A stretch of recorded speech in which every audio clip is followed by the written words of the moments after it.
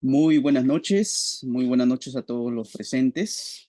Es para mí un gusto saludarlos. Me presento, soy Williams Alexander Robles Sevilla, coordinador académico del Instituto de Formación Peruana Gubernamental Infopeg.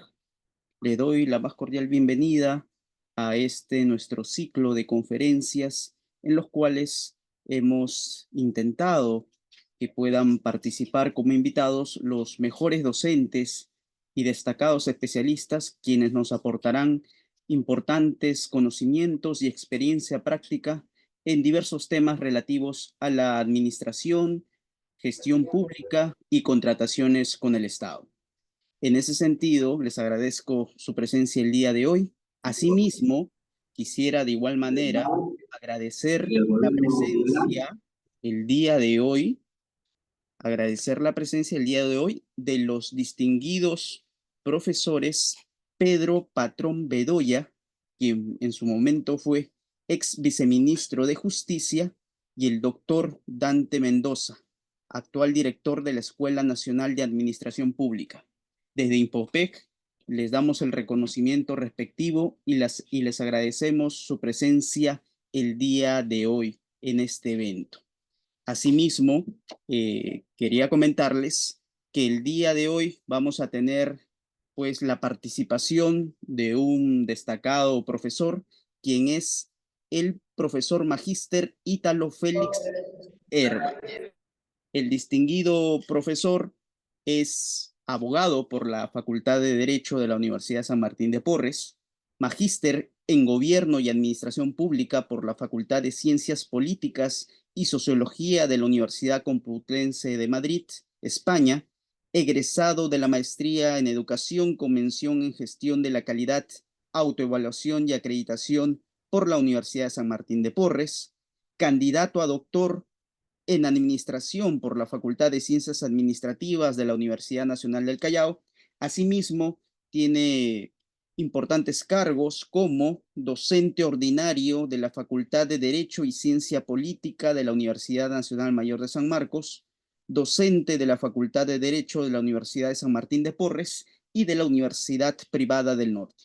Asimismo, es docente de la Academia de la Magistratura y de la Dirección Académica y Promoción Cultural del Colegio de Abogados de Lima.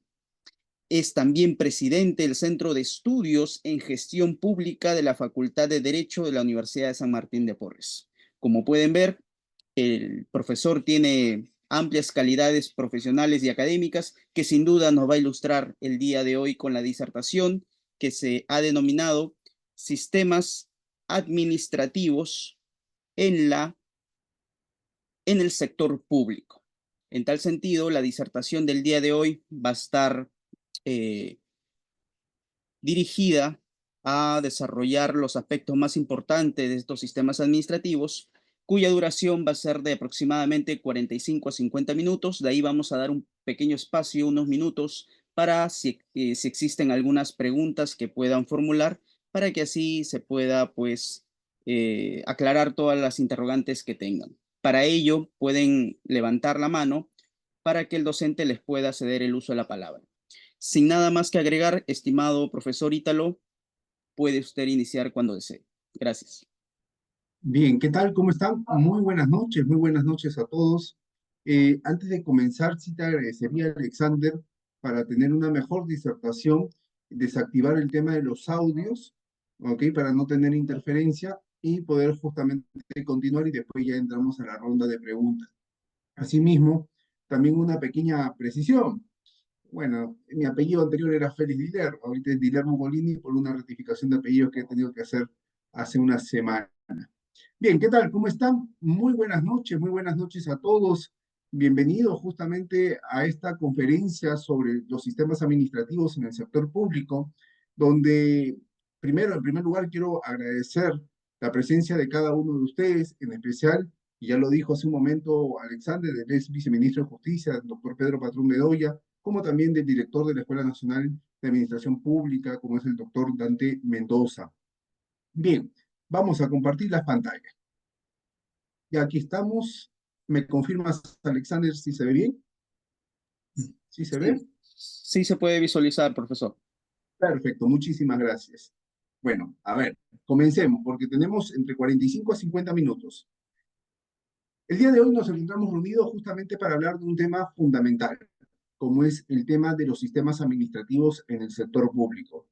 Cuando nosotros hablamos de los sistemas administrativos en el sector público, sabemos perfectamente que estos se encuentran amparados dentro de la ley orgánica del Poder Ejecutivo y sabemos que los sistemas administrativos en el sector público son 11 sistemas administrativos. Antes de ingresar a hablar de los sistemas administrativos, vamos a dar algunos conceptos generales, como por ejemplo, qué es la administración pública, qué es la organización pública, la gestión pública y cómo esta la vinculamos justamente con los sistemas administrativos que tienen una función transversal en los tres niveles de gobierno y también en los organismos constitucionalmente autónomos.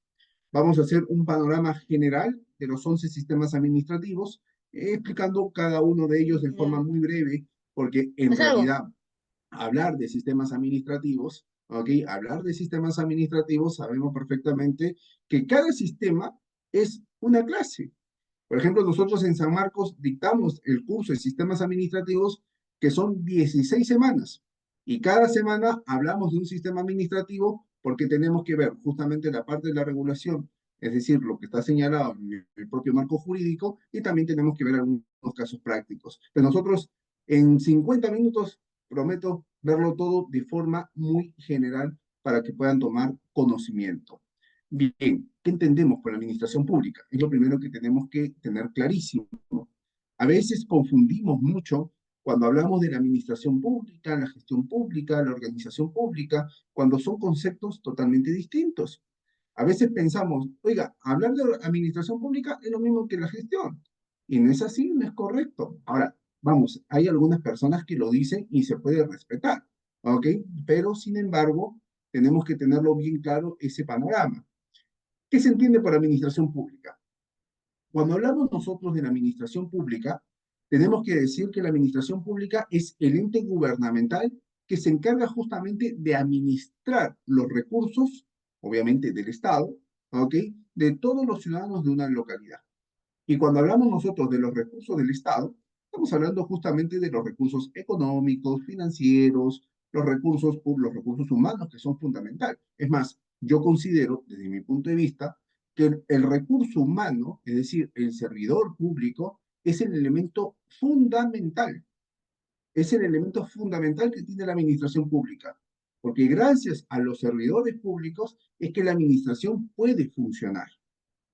Y por ello justamente a los servidores públicos tenemos que capacitarlos, tenemos que actualizarlos. Y para ello tenemos incluso un sistema administrativo como es el Sistema Nacional de Gestión de los Recursos Humanos, que incluso dentro de este sistema tiene la gestión de capacitación, que ya estaremos comentando más adelante. Entonces, la administración pública, ente gubernamental, que se encarga justamente de administrar todos los recursos del Estado, ¿okay? De los ciudadanos en general. ¿Con qué finalidad? Con la finalidad de proveer servicios, servicios públicos. Y servicios públicos que sabemos perfectamente que hoy en día, justamente alineado a la Política Nacional de Modernización de la Gestión Pública 2030, estos servicios públicos tienen que tener valor público. El valor público es clave. ¿Y por qué valor público? Porque tenemos que brindar servicios públicos eficientes, servicios públicos de calidad, servicios públicos que tengan resultados, orientados justamente en las personas. Porque ya se ha podido identificar como un problema público que los bienes, los servicios y las regulaciones no están cumpliendo con satisfacer la demanda ciudadana, ni siquiera con las expectativas, y que no se está dando valor público justamente a los servicios que brinda la propia administración. Entonces, es importante que estos servicios públicos le demos ese valor público, que es resultado, y vamos un poco al tema doctrinario, es resultado de una ecuación.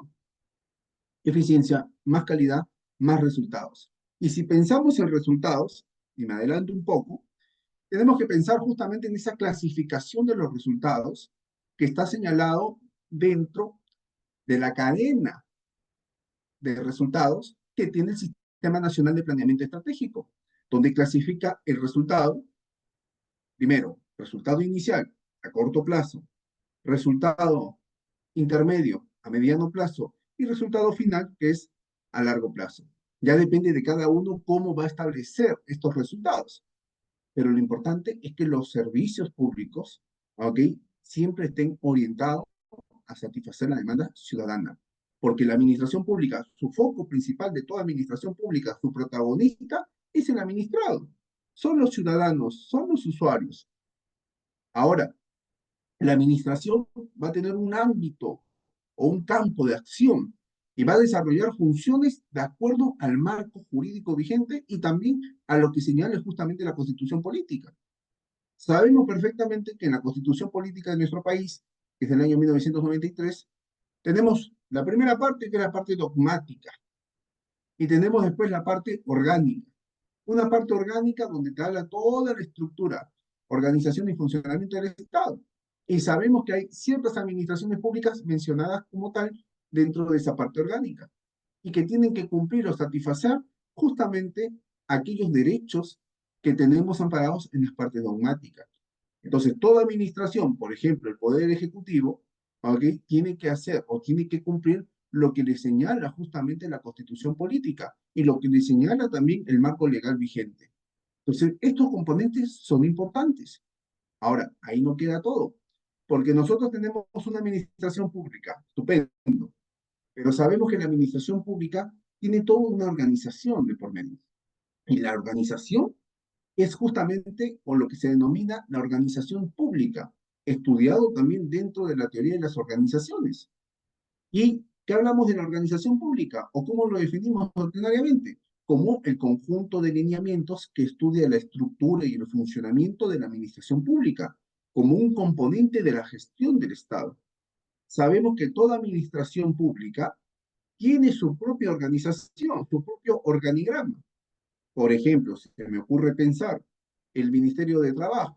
El Ministerio de Trabajo tiene su organigrama, donde va a tener su despacho ministerial, sus dos viceministerios, el de Trabajo y el de Promoción del Empleo, sus direcciones ejecutivas, ¿ok?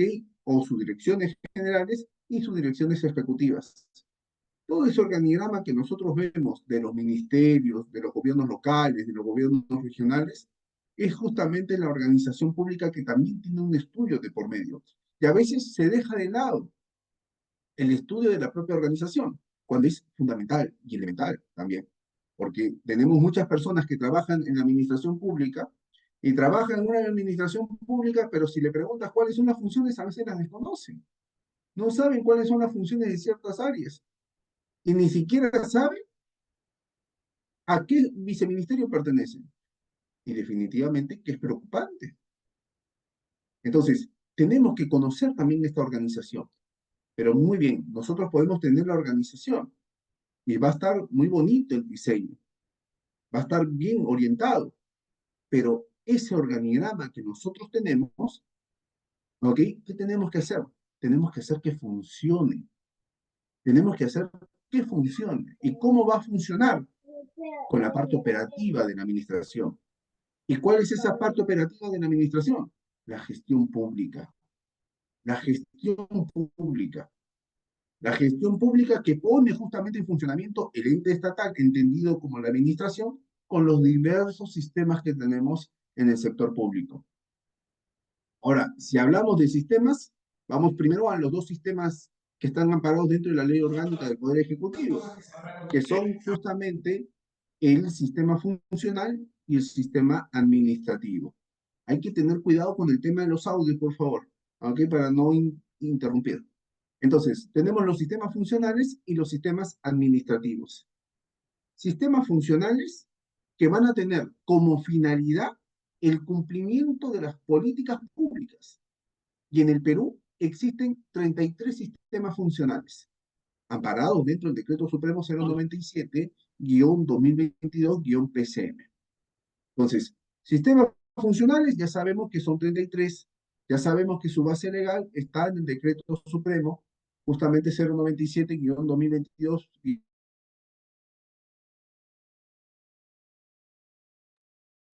¿Qué pasó? Ahí está. ¿Se me escucha? ¿Sí? Se me Sí, se escucha. pausó el audio. Genial, perfecto. Entonces, En este decreto supremo, el 097, tenemos toda la relación justamente de los 33 sistemas funcionales. Pero así como tenemos sistemas funcionales, tenemos sistemas administrativos. Y los sistemas administrativos, de acuerdo a la ley orgánica del Poder Ejecutivo, ¿cuántos son? 11 sistemas administrativos. Y estos 11 sistemas administrativos tienen también una finalidad, que es la optimización de los recursos públicos de forma eficiente y eficaz en su uso. Sabemos que los recursos son limitados. Los recursos son limitados. Y en el sector público, más aún. Y tenemos justamente que cuidar estos recursos que tenemos y saberlos administrar. Que a veces no es tan fácil como parece. Puede sonar muy fácil, pero administrar, el momento de estar dentro de la gestión, tenemos que tener ahí todos los componentes y tenemos que tener todas las herramientas para poder saber tomar bien las decisiones. Ahora, nace preguntarse, ¿y por qué existen sistemas? ¿Por qué tenemos sistemas dentro de la gestión pública? Tenemos sistemas justamente para organizar las actividades en el sector público. Busca organizar las actividades. Incluso los sistemas, tanto el funcional como los sistemas administrativos, van a contar con un ente rector, que incluso usted lo puede encontrar en la doctrina también como órgano rector. Da igual, es lo mismo. ¿Ok? Y este ente rector va a ser la máxima autoridad técnico-normativo del sistema administrativo. ¿Y qué quiere decir que es la máxima autoridad técnico-normativo? Que va a buscar que el sistema pueda funcionar de forma correcta, que tenga un buen funcionamiento. Cada uno de los sistemas administrativos, cada uno de los sistemas funcionales tiene su propio ente rector. Ente rector que tiene que cumplir con dos principios claves, que son el principio de la descentralización operativa y el principio de la centralización normativa. Y me preguntarás, doctor Dilerra, ¿y cuál es este principio de la centralización normativa?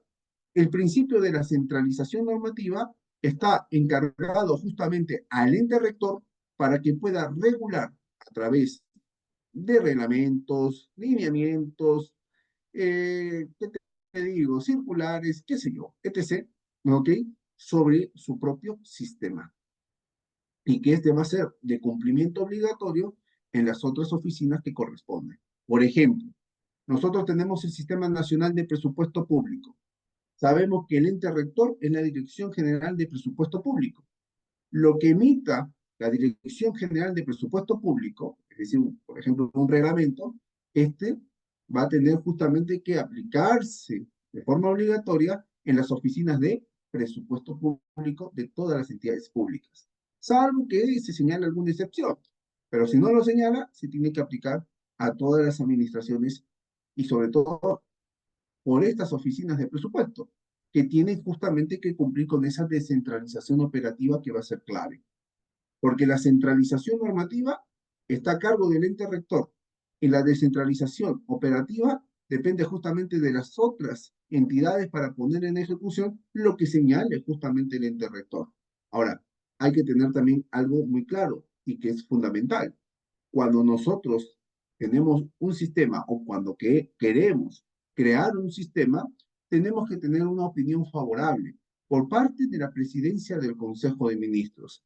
Y si voy a ser un poco más explícito, ¿ok? A través de un informe de la Secretaría de Gestión Pública, para que después se pueda emitir la norma con rango de ley o la ley propiamente dicha para poder crearse justamente este sistema. Esto está referido tanto para los sistemas funcionales como para los sistemas administrativos.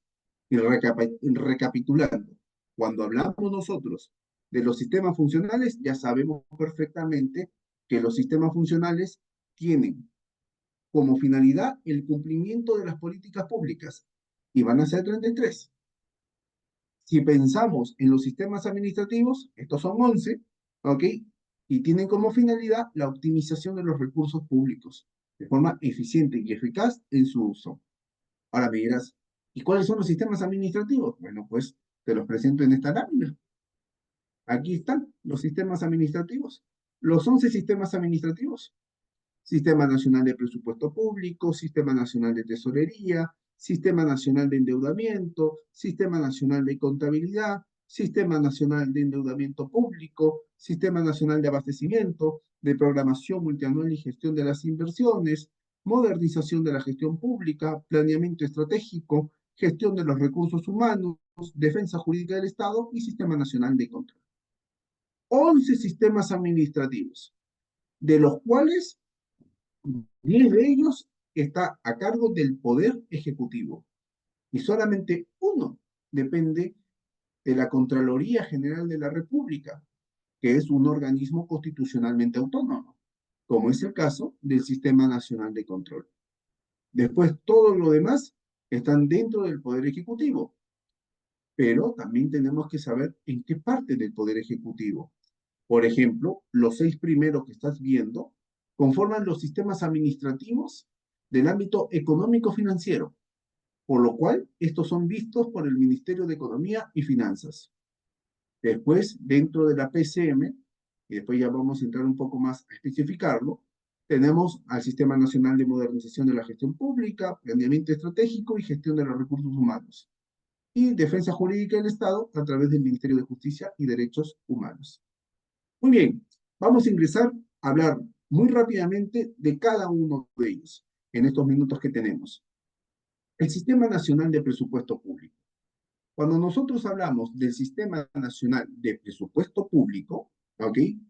Tenemos que saber que el Sistema Nacional de Presupuesto Público se encarga del proceso presupuestario, del ciclo presupuestario, como usted lo quiera llamar. Y el proceso presupuestario, el ciclo presupuestario, está compuesto por 5 fases, o también, como lo llaman algunos, 5 etapas. ¿Cuáles son estas 5 fases o estas 5 etapas? Primero, la programación multianual presupuestaria. Segundo, la formulación presupuestaria. Tercero, la aprobación presupuestaria. Cuarto, la ejecución presupuestaria. Y quinto, la evaluación presupuestaria. 5 fases. De las 5 fases, 4 son netamente técnicas y una es netamente política. ¿Y por qué decimos que 4 son netamente técnicas? Porque tienen su propia norma técnica, sus propios reglamentos, su propia directiva. Y solamente una es política, que es justamente la aprobación presupuestaria. Porque sabemos perfectamente que la aprobación presupuestaria depende de un núcleo político. ¿Y cuál es ese núcleo político? El Congreso de la República. El Congreso de la República tiene que aprobar el presupuesto público de todos los años, de todos los años. Y el Congreso de la República es un núcleo político. Después, las otras fases, por ejemplo, programación multianual presupuestaria, formulación presupuestaria, estas 2 fases tienen una propia directiva. Y la ejecución presupuestaria y la evaluación presupuestaria también tienen su propia directiva. Y son netamente técnicas. Dentro del Sistema Nacional de Presupuesto Público, independientemente de ver este proceso presupuestario, también vemos lo que son los ingresos y los gastos. Los ingresos y los gastos públicos que incluso los podemos clasificar en gasto institucional, gasto programático, gasto geográfico, gasto económico, y del económico salen los gastos corrientes, los gastos de capital, y sale también el servicio de atención a la deuda, etc., etc., etc. Dentro de este Sistema Nacional de Presupuesto Público, también se trabaja bajo una lógica y una estrategia, que es el presupuesto por resultados. El presupuesto por resultados que va a ser clave para cumplir justamente con un principio de los 16 que tiene el Sistema Nacional de Presupuesto Público, como es el principio orientado a la población. Recuerda algo, de todos estos sistemas administrativos que usted está viendo, el Sistema Nacional de Presupuesto Público tiene 16 principios. Es el único que tiene más principios que el resto.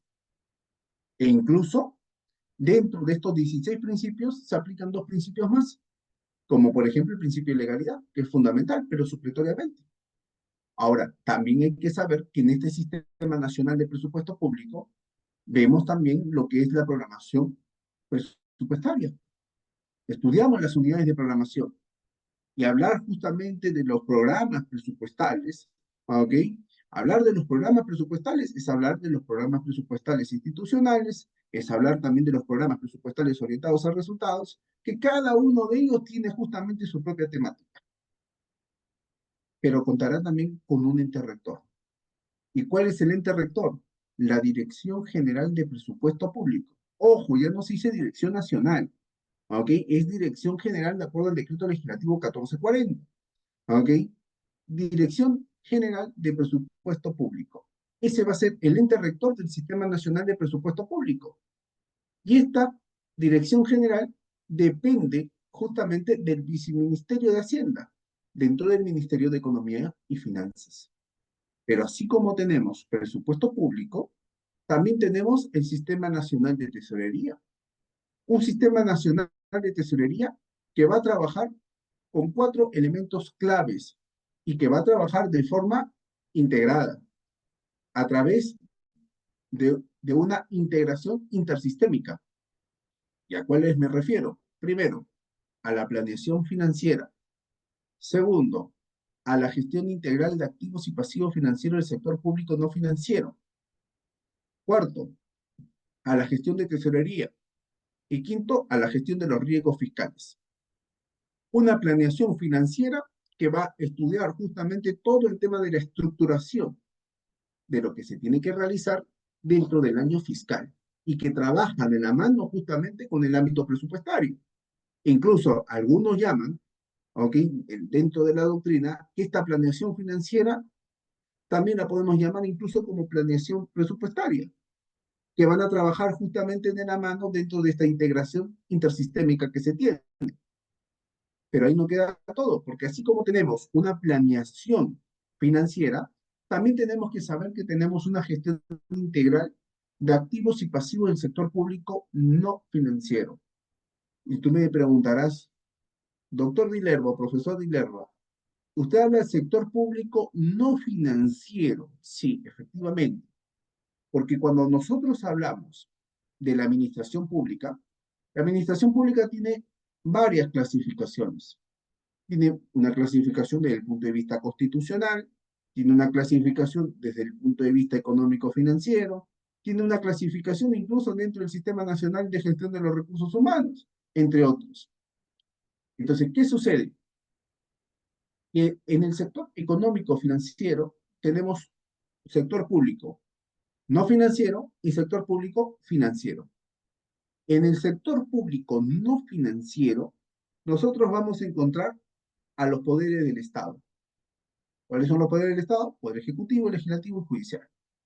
Aquí más vamos a encontrar a los gobiernos regionales, a los gobiernos locales, a los organismos constitucionalmente autónomos, con la excepción del Banco Central de Reservas del Perú. Aquí más vamos a encontrar a las universidades públicas. Aquí más vamos a encontrar a las empresas públicas no financieras y también a las empresas públicas dentro del ámbito de FONAFE que no se encuentren en el rubro de finanzas. ¿Qué es FONAFE? El Fondo Nacional de Financiamiento de la Actividad Empresarial del Estado, que depende del Ministerio de Economía y Finanzas y que se encarga de administrar las empresas públicas de carácter nacional. Entonces, todas estas empresas públicas de carácter nacional, las que no se encuentren en el rubro de finanzas, estarán en el sector público no financiero. Por ejemplo, Editora Perú, el CIMA, el FAME, ¿qué más? Electrooriente, Electropuno, CEDAPAL, etc. Pero también tenemos el sector público financiero. Y en el sector público financiero encontramos al Banco Central de Reservas del Perú por excelencia. Y encontramos a las empresas públicas financieras. Y encontramos también a las empresas públicas dentro del ámbito de FONAFE que sí se encuentren en el rubro de finanzas, que solamente son 4. Agrobanco, el Fondo Mi Vivienda, Banco de la Nación y COFIDE. Nada más. Ellos estarán en el sector público financiero. Pero ojo, aquí dentro de esta integración intersistémica que tiene el Sistema Nacional de Tesorería, te habla de la gestión integral de activos y pasivos financieros del sector público no financiero. No te habla del sector público financiero y tú ya sabes a cuáles nos estamos refiriendo. Entonces, este sector público no financiero tiene activos, sí, tiene pasivos también, ¿ok? Hay que saber gestionar estos activos y estos pasivos. Y también sabemos que dentro de este Sistema Nacional de Tesorería tenemos una gestión de tesorería propiamente dicha. Y dentro de la gestión de tesorería encontramos, por ejemplo, la gestión de ingresos, que se requiere justamente dentro de las propias administraciones. Y también tenemos la gestión de liquidez, porque muy bien, nosotros podemos tener ingresos, pero tenemos que saber si esos ingresos nos permiten tener disponibilidad del 100% o no. Una cuestión es los ingresos y otra cosa es la liquidez. Y después también tenemos la gestión de pagos, porque tesorería obviamente también se encarga de pagar, pero también tenemos dentro de esta integración intersistémica a la gestión de los riesgos fiscales. La gestión de los riesgos fiscales. Y más, siempre cuando hablamos del ámbito económico financiero, siempre vamos a encontrar riesgos, siempre van a haber riesgos. Y los riesgos fiscales van a estar presentes. Cuando hablamos nosotros de la gestión de los riesgos fiscales, tenemos que saber que los riesgos fiscales también tienen toda una clasificación. Riesgos macroeconómicos, riesgos específicos y riesgos institucionales y estructurados. Riesgos macroeconómicos que están relacionados justamente con la tasa de cambio, la tasa de desempleo en el país, la balanza de pagos, qué sé yo, etc. Riesgos específicos que están relacionados justamente con el tema de las indemnizaciones de procesos judiciales, el tema también de los arbitrajes, etc. Y riesgos institucionales y estructurales que están relacionados justamente a la propia institución. E incluso cuando tenemos riesgos fiscales que ven el Sistema Nacional de Tesorería, tenemos que saber que estos riesgos también tienen ciertas actividades. Y la primera actividad que tenemos es saber identificar el riesgo. Y una vez que identificamos el riesgo, tenemos que hacer la valoración correspondiente del riesgo. Y eso es nuevecito, ¿va? Porque ha cambiado hace menos de un mes la norma. Porque antes no hablábamos de la valoración, simplemente decía medición. ¿Ok? La valoración del riesgo. Y de ahí también tenemos la mitigación y el monitoreo, que van a ser fundamentales. Profesor, ¿y cuál es el ente rector? El ente rector es la Dirección General de Tesoro Público, que es un órgano de línea justamente del Viceministerio de Hacienda, en el Ministerio de Economía y Finanzas. Pero algo particular tiene esta Dirección General de Tesoro Público, que va a ser el único ente rector tener a su cargo dos sistemas administrativos, tesorería y endeudamiento, endeudamiento público. Va a ser el único. La Dirección General de Tesoro Público del Ministerio de Economía y Finanzas tiene a su cargo dos sistemas administrativos, tesorería propiamente dicho y el Sistema Nacional de Endeudamiento. ¿Y de qué nos encargamos en el Sistema Nacional de Endeudamiento? De todas las operaciones de endeudamiento que pueden ser a corto plazo, menores a un año, como pueden ser a largo plazo, mayores a un año, donde se pueden trabajar justamente los financiamientos contingentes, las reservas, etc. Aquí vemos todo lo que está relacionado con la deuda pública que puede ser interna como puede ser externa. Deuda pública interna, que son aquellos que se encuentran domiciliados en el país, y externa, aquellos que no se encuentran domiciliados en el país. Entonces, estos dos sistemas van a trabajar de la mano, porque justamente tienen al mismo ente rector. Pero también tenemos otro sistema, no menos importante, como es el Sistema Nacional de Contabilidad.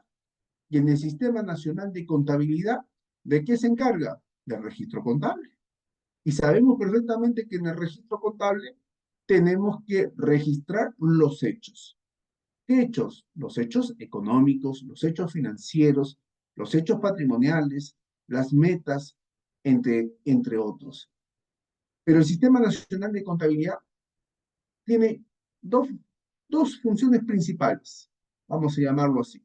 Tiene varias, ¿no? Pero dos principales, que es elaborar la cuenta general de la República, por una parte, y por otra parte, elaborar las estadísticas de las finanzas públicas.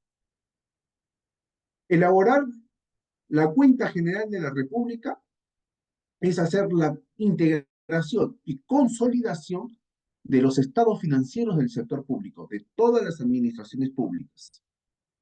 Y para ello, el ente rector, que es la Dirección General de Contabilidad Pública, es el ente rector, que también pertenece al Viceministerio de Hacienda, ¿ok? También pertenece al Viceministerio de Hacienda dentro del Ministerio de Economía y Finanzas, ¿ok?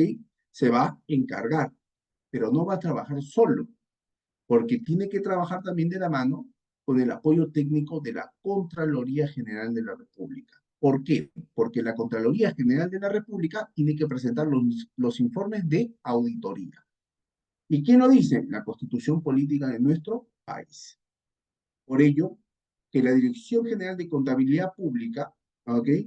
Se va a encargar de elaborar la cuenta general de la República, que es justamente el balance general del Estado, los estados financieros consolidados de todo el sector público, pero ahí va a contar con apoyo también técnico, obviamente, del ente rector del Sistema Nacional de Control, como es la Contraloría General de la República, para los informes de auditoría correspondientes.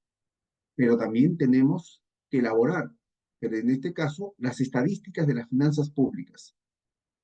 Y para elaborar las estadísticas de las finanzas públicas, el ente rector, que es la Dirección General de Contabilidad Pública, va a contar con el ente rector del Sistema Nacional de Estadísticas, que es el INEI.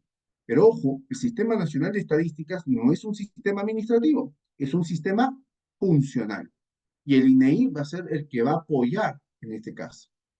¿Por qué? Porque es justamente el Instituto Nacional de Estadísticas e Informática, los especialistas en el tema, y que va a trabajar de la mano con la Dirección General de Contabilidad Pública para elaborar estas estadísticas de las finanzas públicas.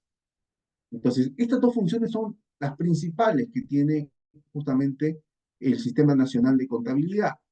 Y aquí, obviamente, sabemos que el registrar todos los hechos que hemos estado mencionando hace un momento nos va a servir para integrar y consolidar los estados financieros y con ello después elaborar justamente las propias estadísticas de las finanzas públicas. Tenemos el Sistema Nacional de Abastecimiento, un sistema nacional de abastecimiento que se encarga de la cadena de abastecimiento nacional y del cuadro multianual de necesidades como instrumento de gestión. ¿Sabemos que la administración pública necesita de proveedores? Sí, por supuesto, necesita de proveedores.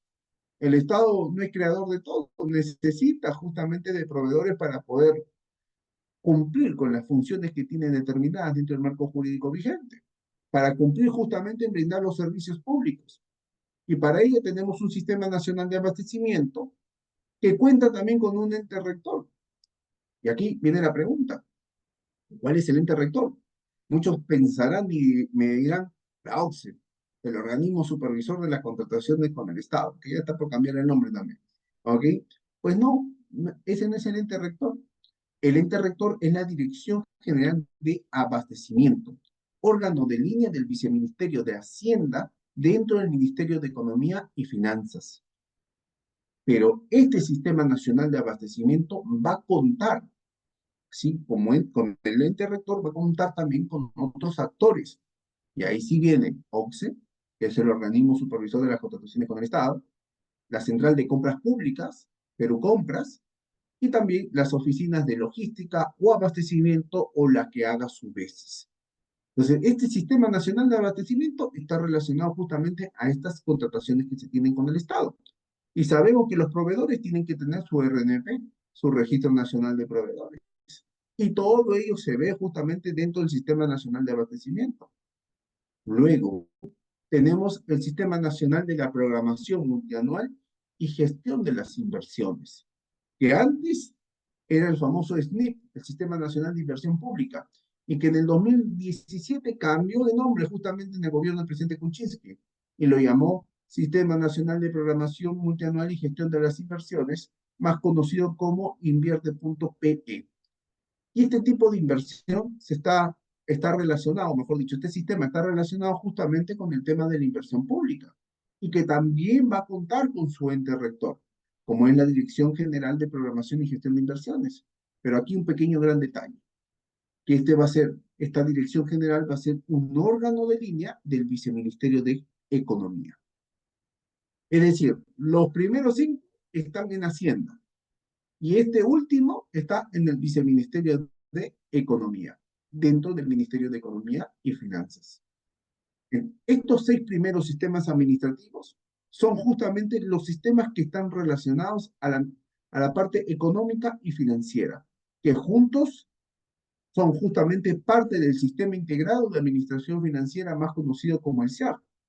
Pero hay que tener en claro algo, que el SIAF, aparte de tener estos 6 sistemas administrativos, también tiene la gestión fiscal de los recursos humanos.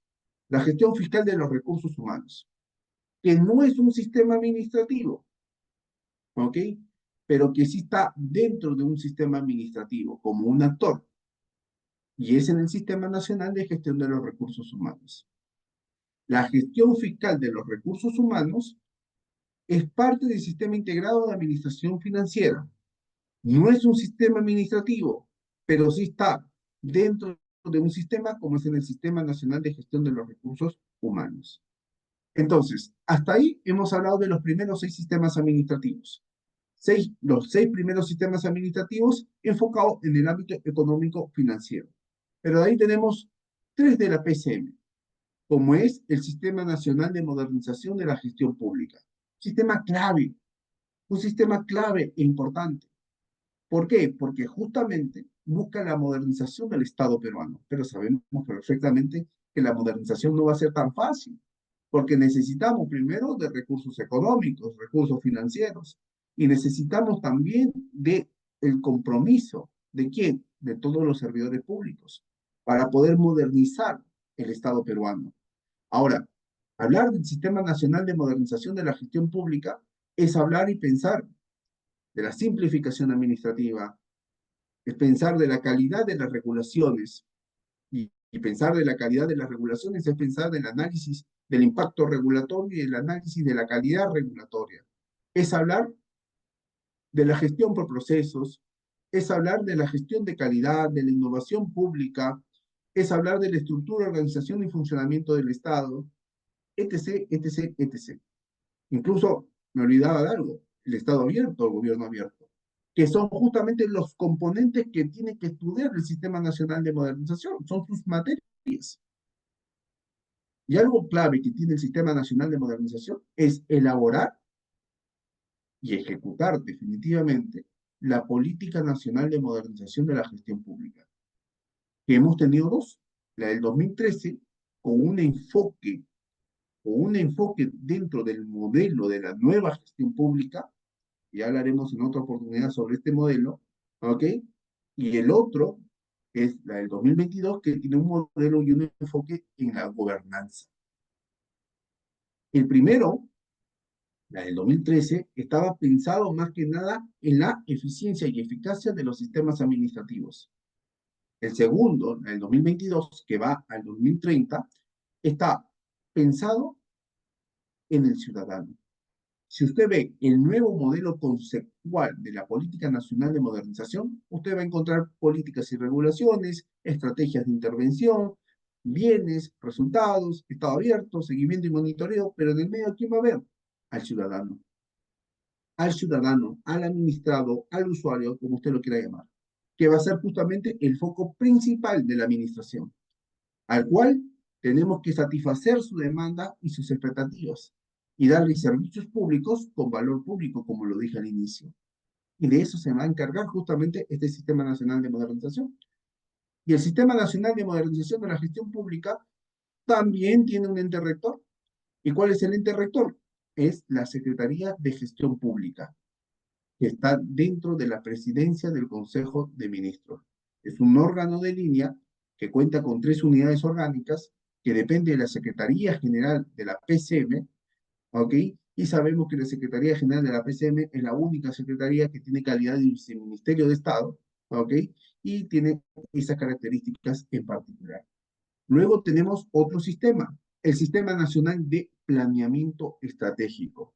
Es importante el Sistema Nacional de Planeamiento Estratégico, es fundamental. Es más, desde nuestro punto de vista, junto con presupuesto, para mí, ¿ah? Son un poquito más importantes que el resto. ¿Los demás son importantes? Sí, todos son importantes. Un poquito más. E incluso el Sistema Nacional de Planeamiento Estratégico tiene una vinculación estrecha con el Sistema Nacional de Presupuesto Público. Tiene una relación muy estrecha, porque el presupuesto te da el factor cuantitativo, mientras que el planeamiento te da ese factor cualitativo que se requiere. Yo te planifico, pero necesito justamente el presupuesto para poder ejecutar lo que estoy planificando.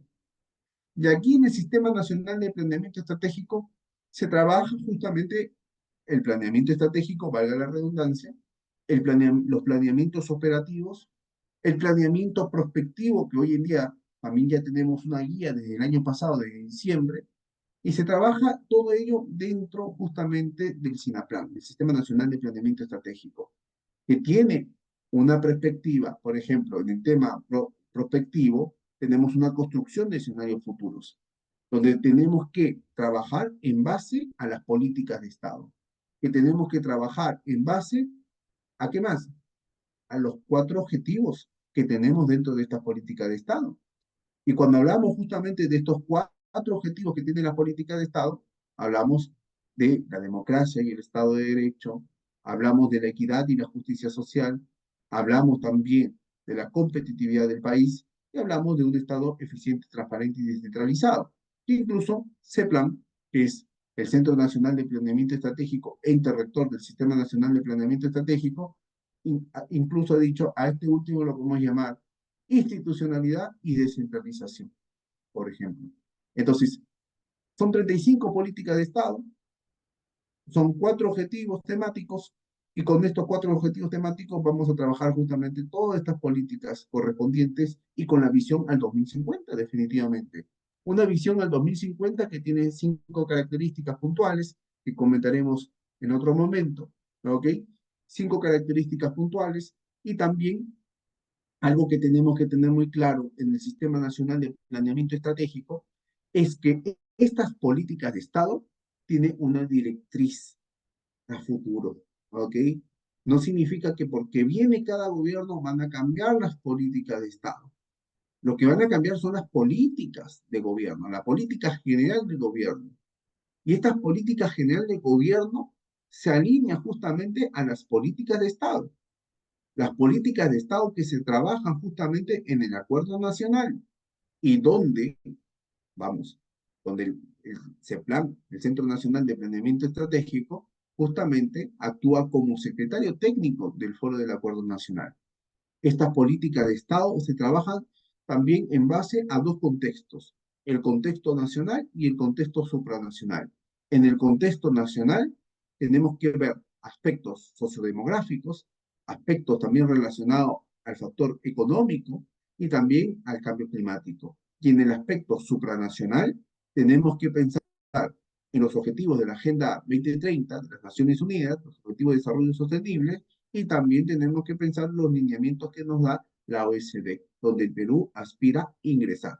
Con ello, con estos 2 contextos, tanto nacional y supranacional, podemos justamente trabajar justamente esta política de Estado, trabajar con ellas, las políticas general del gobierno y todas las políticas que se tienen de por medio. Todo ello se encarga justamente el Sistema Nacional de Planeamiento y también, obviamente, señala los indicadores correspondientes para cumplir con las actividades que están propuestas dentro de su marco jurídico vigente. Luego, tenemos también el Sistema Nacional de Gestión de los Recursos Humanos. Este Sistema Nacional de Gestión de los Recursos Humanos va a ver, como lo dije al inicio, el elemento más importante que tiene la administración. Y cuando hablamos justamente del elemento más importante que tiene la administración, ¿ok? Es el elemento humano. El elemento humano es clave, ¿ok? Porque es, profe, pero ya vienen los robots, ya viene la inteligencia artificial, perfecto, van a poder venir, ¿ok? Pero el servidor público, de una u otra manera, siempre va a estar ahí. Y va a estar justamente dirigiendo a lo que pueda venir más adelante. No decimos que la inteligencia artificial sea mala, totalmente sería algo utópico, ¿ok? Pero sí te sirve justamente para que sea tu asistente virtual. Y hoy en día hay muchas En muchos países se está utilizando mucho la inteligencia artificial, pero al fin y al cabo nosotros tenemos que saber guiarlo, ¿ok? Tenemos que tenerlo como referencia y nosotros saber monitorearlo, porque en muchos casos te da información que no es correcta. El Sistema Nacional de Gestión de los Recursos Humanos cuenta con 7 subsistemas y 23 procesos, teniendo, por ejemplo, la planificación de políticas de recursos humanos, la gestión de rendimiento, la gestión de capacitación, la gestión de las relaciones humanas, la gestión de compensación, la gestión de contratación, etc., etc., etc. Todos ellos están basados justamente ¿en qué? Basado en los 23 procesos que tienen. Ahora, hay que tener también algo claro, que aquí el ente rector va a ser la Autoridad Nacional del Servicio Civil, más conocido como SERVIR, ¿ok?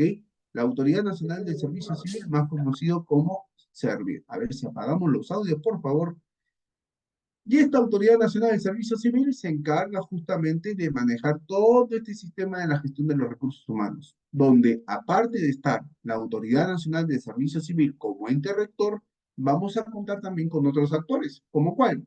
Como la gestión fiscal de los recursos humanos, que tiene un ente rector, que es la Dirección General de Gestión Fiscal de los Recursos Humanos del Ministerio de Economía y Finanzas, que depende del Viceministerio de Hacienda.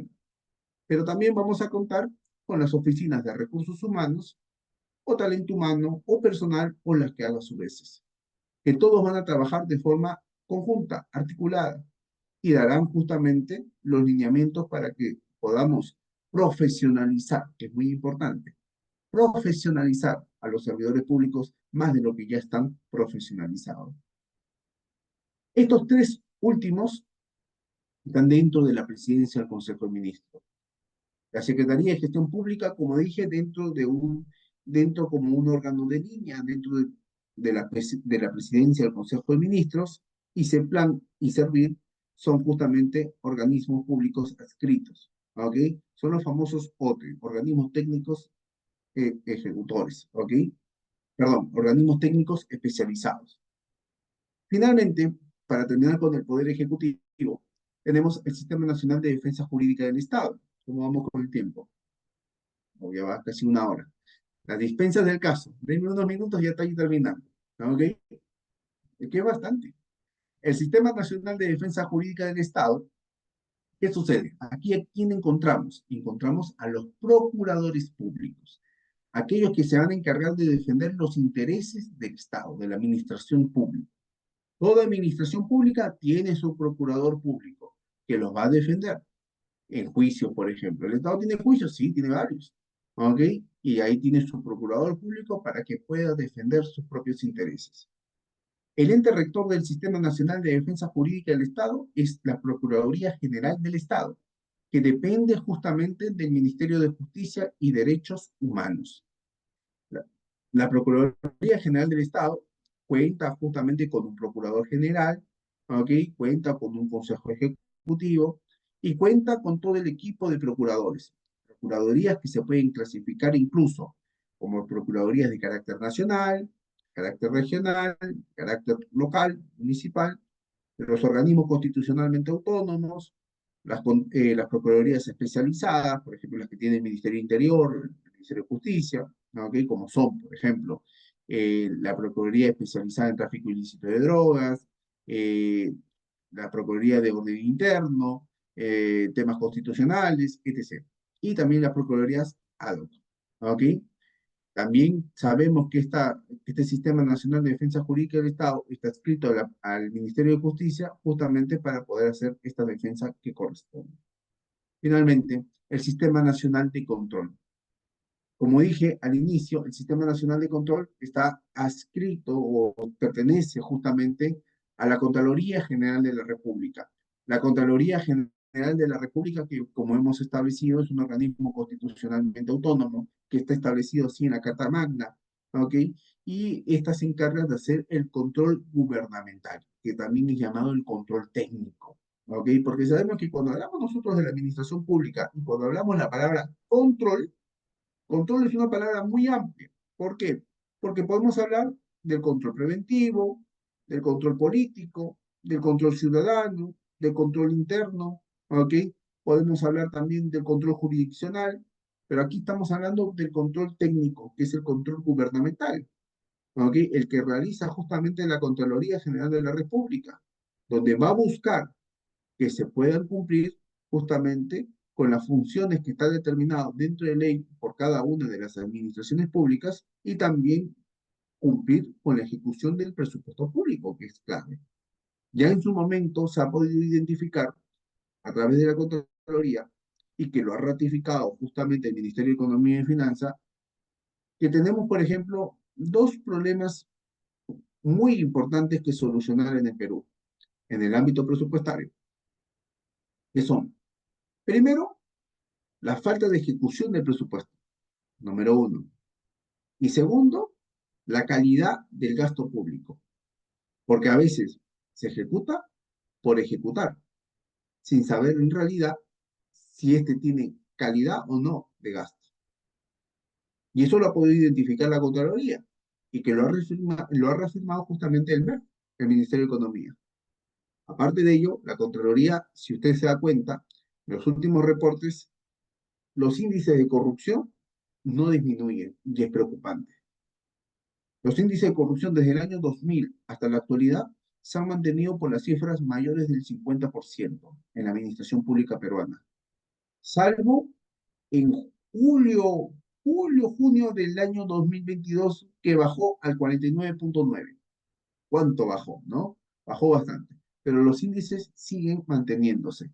Y si tú le preguntas incluso, y hay un reporte del Latinobarómetro del año 2023, la confianza que tienen las personas en sus autoridades, en su administración pública, en el caso peruano, ya saben la respuesta. ¿Ok? La de confianza son mayores a la confianza que pueden tener en la administración. Entonces, ¿qué generamos ahí? Generamos que tenemos una debilidad dentro de la gobernanza y que tenemos que seguir enfocados a fortalecer esa confianza y esa legitimidad que se requiere por parte de las propias administraciones. La Contraloría está ahí para hacer ese control gubernamental que se requiere, ese control gubernamental para ayudar a las administraciones públicas a través de las oficinas de control institucional, ¿okay?, a cumplir con las funciones que están determinadas dentro del marco jurídico vigente y también para cumplir con la ejecución de los presupuestos públicos. Pues bien, estos son los sistemas administrativos. Los 11 sistemas administrativos que lo hemos dicho de forma global y general, ¿ok? Porque teníamos un tiempo limitado, ¿ok? Y no podemos explayarnos más allá de lo que corresponde. Como les digo, en San Marcos, y bueno, acá hay algunos chicos también en San Marcos, cuando hablamos nosotros de los sistemas administrativos, cada sistema es una semana. Cada sistema es una semana porque cada sistema tiene su propia norma especial. Cada sistema tiene su propia norma especial y se tiene que explicar esta norma e incluso también se tiene que hacer un poco el trabajo práctico para poder ver esa parte teórica con la parte de la realidad. Pues bien, hasta ahí nomás me quedo. ¿Ok? Y quedo a disposición de las preguntas que hubiera, y creo que había una del doctor Pedro Padrón, así que quedo aquí a disposición de las preguntas que hubiera. Muchísimas gracias. Muchas gracias, estimado profesor Ítalo, por la brillante disertación. Efectivamente, el profesor doctor Pedro Patrón Buenas noches, quería intervenir. Adelante, doctor. ¿me escuchan? Sí, sí se le Sí, escucha bien, adelante. doctor. Adelante. Mil disculpas al moderador, sino que como el doctor Dilerba tuvo la gentileza de convocarme, me tomé la libertad de intervenir, pero con su venia, señor moderador. Bien, en primer lugar, agradecerle por la mención que ha hecho el doctor Dilerba a mi persona. Yo solamente soy un participante más de esta muy ilustrada conferencia del día de hoy, por lo cual felicito verdaderamente, no como un formalismo, sino porque hago la constatación de una brillante presentación, muy versada y muy enjundiosa. Tengo dos inquietudes. Ítalo, yo lo conozco a Ítalo ya hace algunos Adelante. años, y debemos recordar que este modelo de sistemas y sectores asoma cuando se dicta la ley de ministerios el año 68, la 17271, y se ha mantenido esta lógica de los sectores y sistemas dentro de un modelo de la administración pública prefigurado en aquel entonces. En una eventual reforma del Estado, Ítalo, ¿usted consideraría que esta forma de organizar el Estado en base a sectores verticales y sistemas horizontales estaría vigente? Primera pregunta. Y segunda, muy rápidamente, se viene cuestionando en la doctrina la utilización de esta denominación recursos humanos. Sabemos que se habla de talento humano, potencial humano, gestión del personal.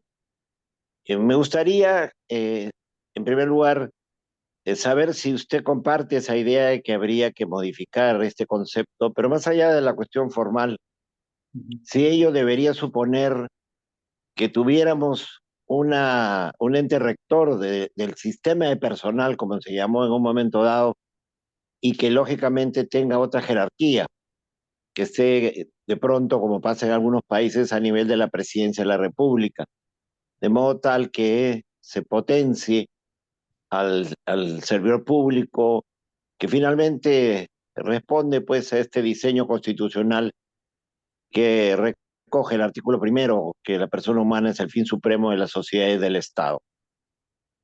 Estas serían mis dos inquietudes, Ítalo, si fuera tan amable, y muchas gracias por la participación que ustedes me permiten. Perfecto, doctor Padrón, encantado. Muchas gracias por las preguntas. A ver, vamos, empecemos con cada una de ellas. La primera, vamos a empezar con la segunda. ¿Ok?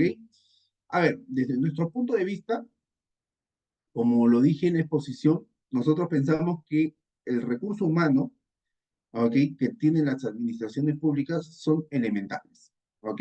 Ahora, en el término o en la terminología, es verdad lo que dice el doctor Patrón.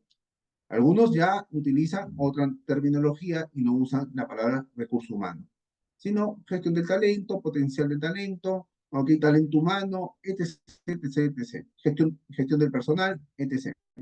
¿Ok?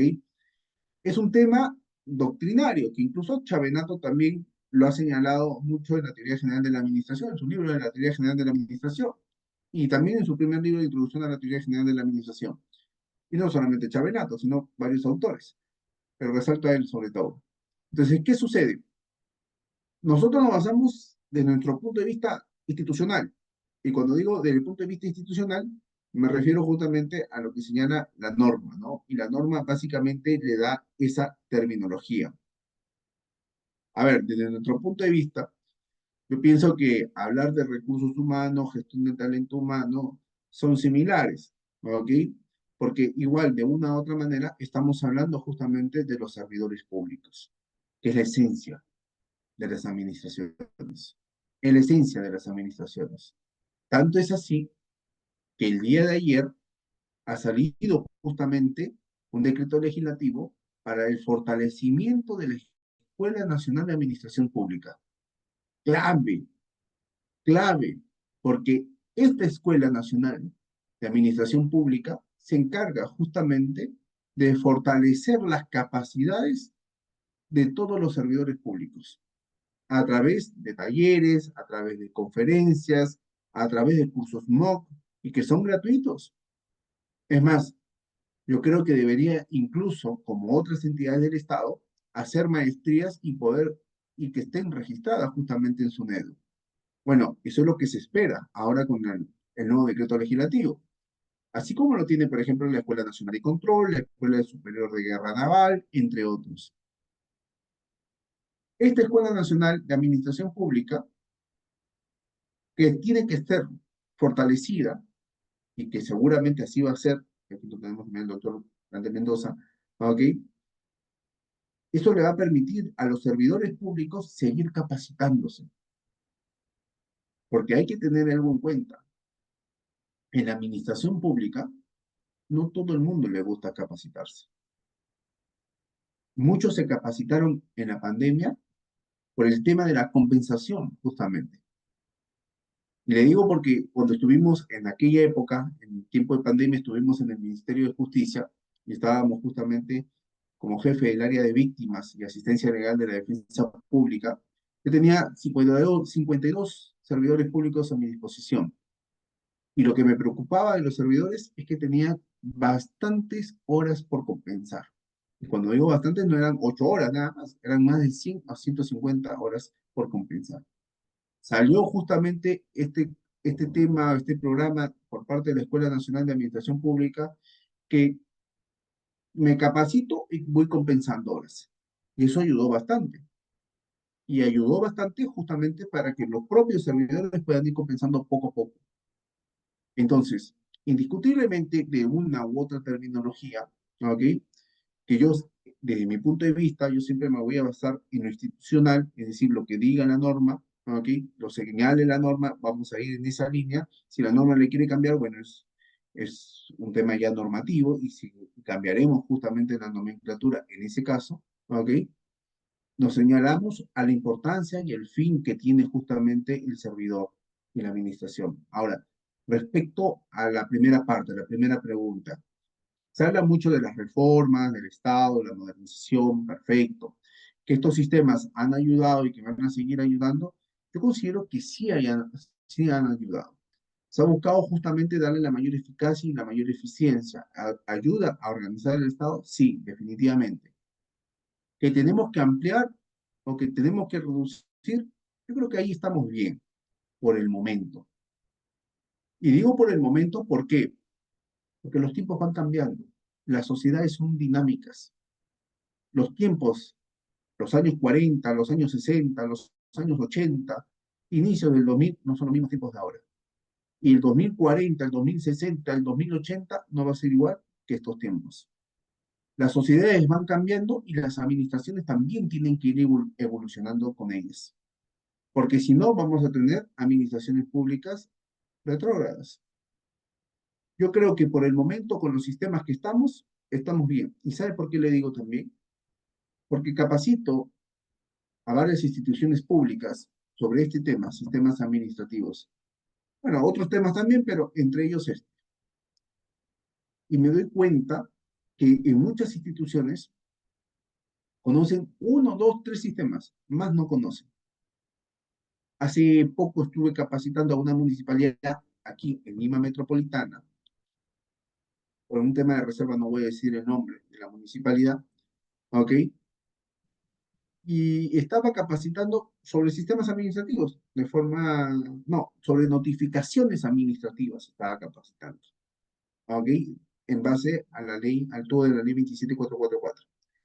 Y terminamos la conferencia y el gerente municipal se me acercó y me dice, doctor, felicitaciones, muchas gracias.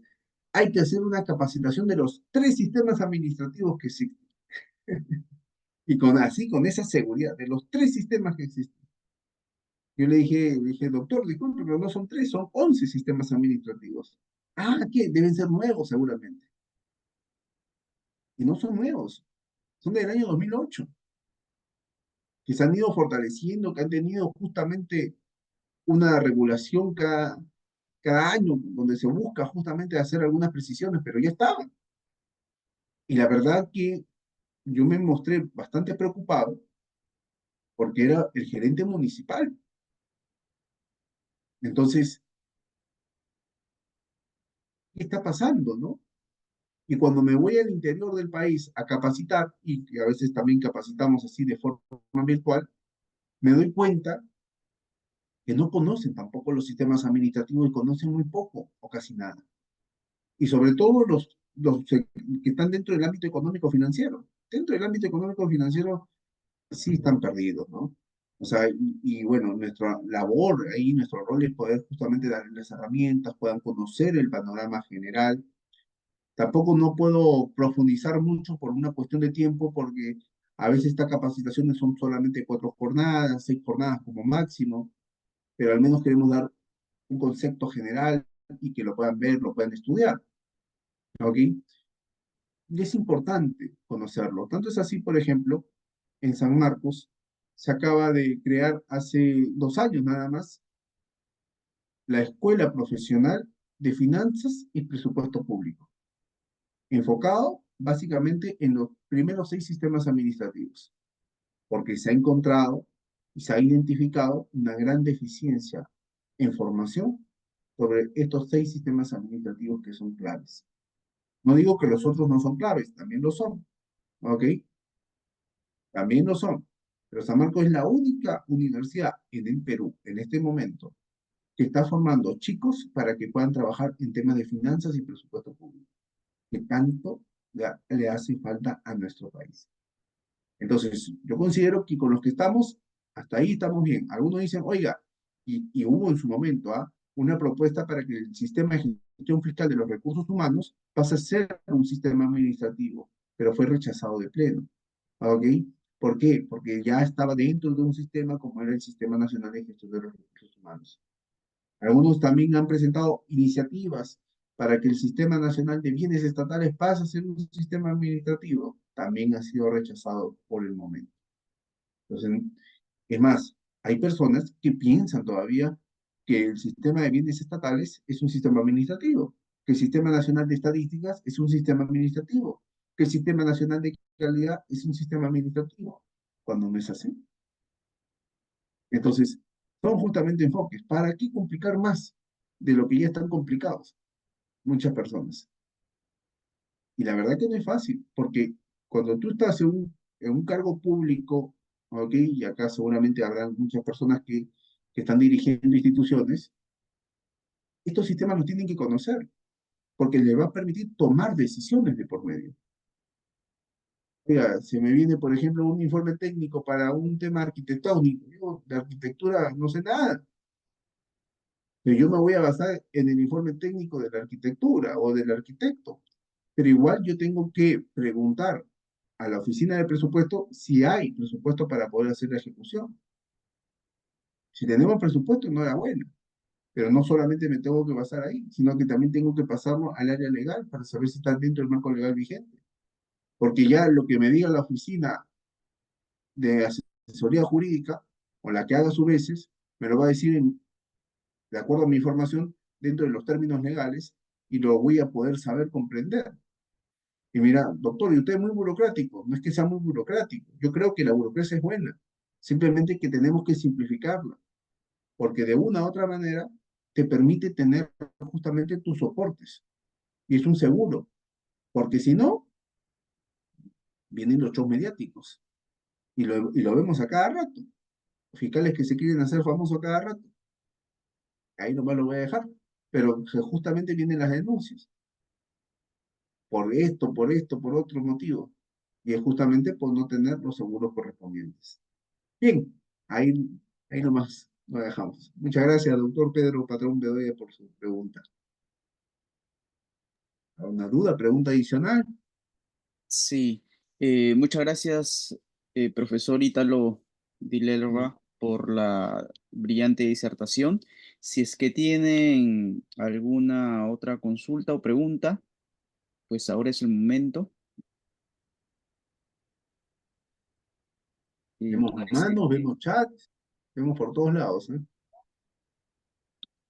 sí, sí, efectivamente. Bueno, parece que ya no hay ninguna otra pregunta ni consulta para el profesor.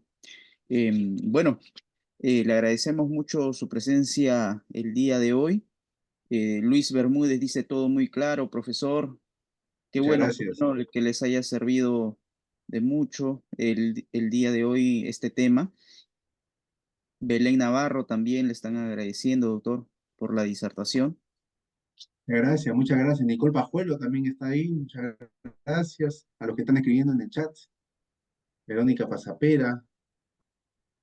Perfecto. Muchas gracias. Encantado. Liliana Taquio.